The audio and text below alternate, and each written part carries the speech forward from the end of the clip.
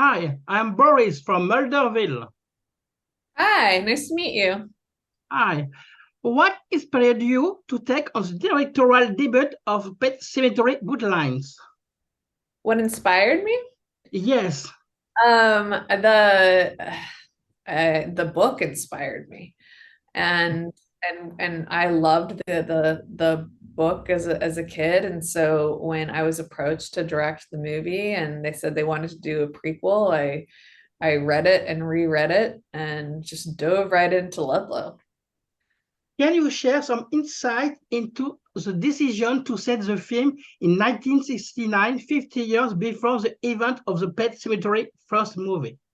Yeah, that so the decision for that came because the Timmy Baterman chapter in the book, I can't remember if it was one of the world wars. I can't remember if it was World War One or World War Two, which did not match the timeline for their 2019 film. So they moved it up to the Vietnam War to match the timeline. And when I came aboard, I didn't necessarily think of my film as a prequel to their 2019 film. I still thought of it as a prequel to the book, but I loved the Vietnam setting because I thought the themes of it were so potent to tell a pet cemetery story. I thought it was the perfect setting.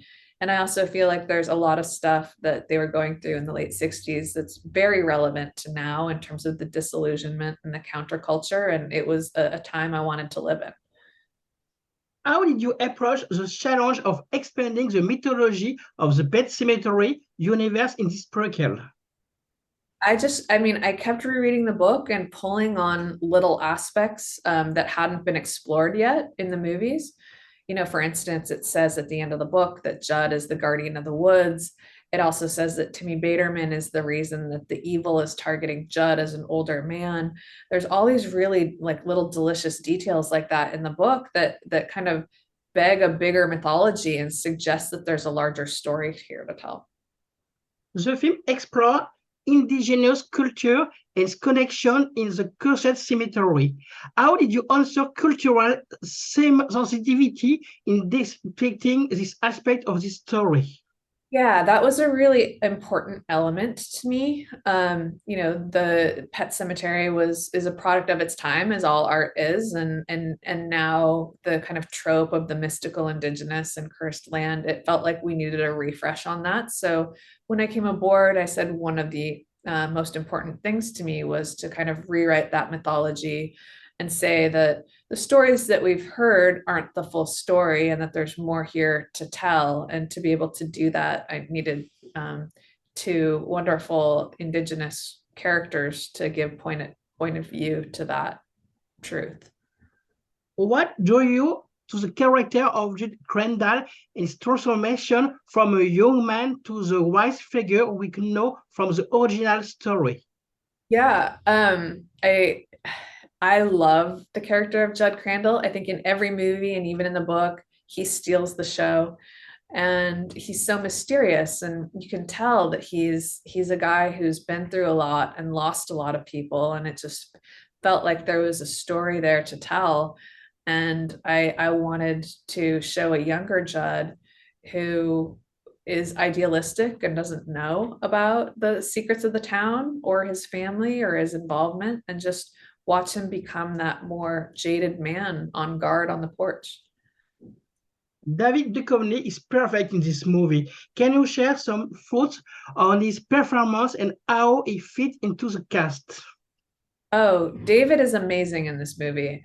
He's amazing in everything. I think this is a role that I've never seen him quite in, you know, before. He brings so much emotion and pathos, which is exactly what I wanted out of him. I didn't want his character to seem like like a villain, a straightforward villain. I wanted us to really feel for him, and the terrible decision that he made. And he brought everything to every scene. And the reason that I cast him was because I thought he played such a beautiful father on Californication. And he read the script, and he is a father, and he really related to the grief and the choices, and he really just brought that authenticity to every scene. Can you discuss the process of adapting Stephen King's source material and the challenge of staying true to it while also adding your own spin?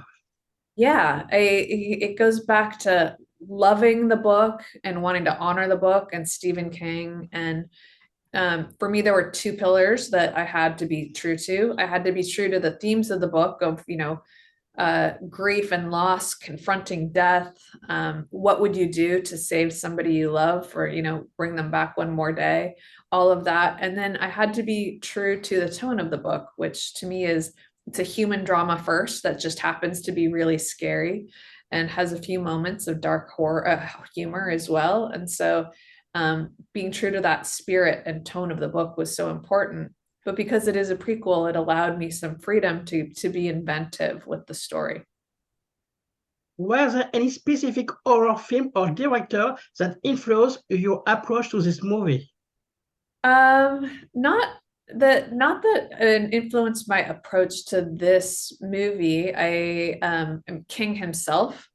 All of his works. I think that Pet Sematary is the most Stephen King of all the Stephen King material and kind of summarizes why he's such an amazing writer because he makes things feel so real. So I really wanted to make sure this felt so King. Um, but in terms of horror movies that inspired me when I was a kid or that made me want to make horror movies, they ran the gamut from everything. It was, I loved the original Pet Sematary movie. I loved the Nightmare on Elm Street movies. I loved Silence of the Lambs. I loved Hitchcock movies. It was really, I was all over the place in terms of tone. I did not discriminate. I just liked the exploration of kind of the darker sides of human nature. Thank you so much. Have a great day. Bye bye. Bye.